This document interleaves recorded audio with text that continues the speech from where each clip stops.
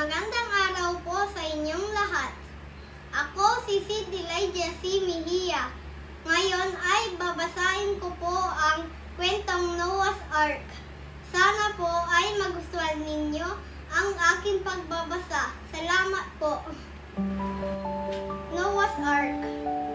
Many years ago in the faraway land, there lived a wise old farmer named Noah. Noah was a good man, and he and his family lived a peaceful life. They grew grapes and figs in the warmth of the sun and took care of their animals with gentle hands.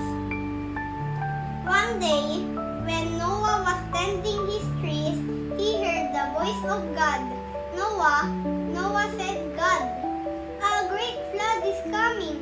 I want you to build a huge boat, an ark. Then bring onto the ark 2 of every kind of animal in the world. Your family and these creatures will be safe from the flood. Noah did what God asked.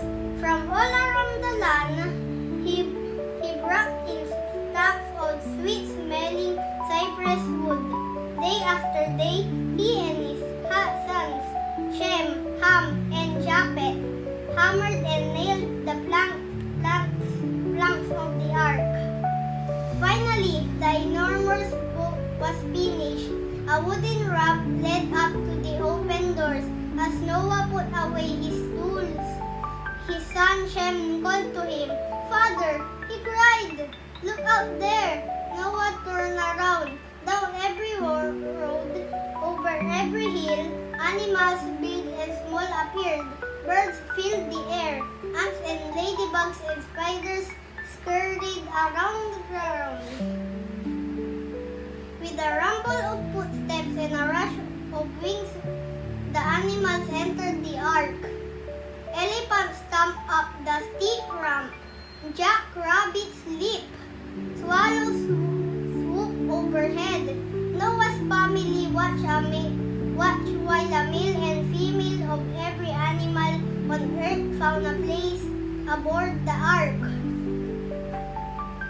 The inside of the ark was busy as animals settled on beds of straw. Noah felt a light touch on his shoulder. It was a shy white dove, leaning close to him. Don't worry, little one, he said, stroking his neck. Then he raised his head to listen. The first drops of rain were rattling against the side of the ark. It rained and rained and rained. Water lifted the ark from the ground. Floating on the flood, the ark rose above the trees. Then it rose above the highest mountains. The rain fell for 40 days and 40 nights. The animals felt safe inside the ark as it rode the waters. Noah's family fed and bathed them. Shem scratched the pig's back when they were itchy. Japheth filled the rhino's toenails when they got too long. The little dove went everywhere on Noah's shoulder. Finally, the rain stopped. The water grew calm. Sunlight shone on the wet deck of the ark. Noah opened a window. Go, little friend, he said to the dove. Fly away and look for land. The dove returned hours later, tired and sad. Noah let it rest for a week. Then he set it out again.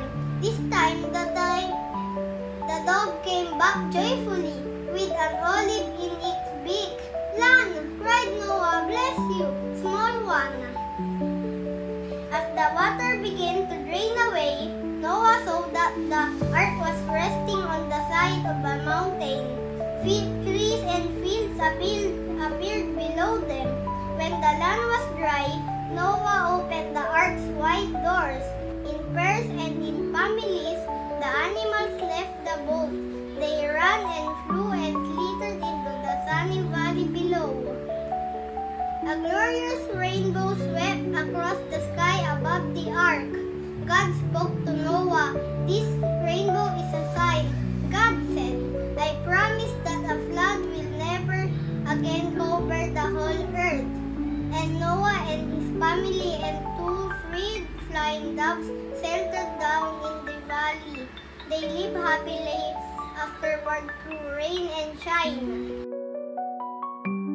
Diyan po nagtatapos ang kwento ng Noah's Ark.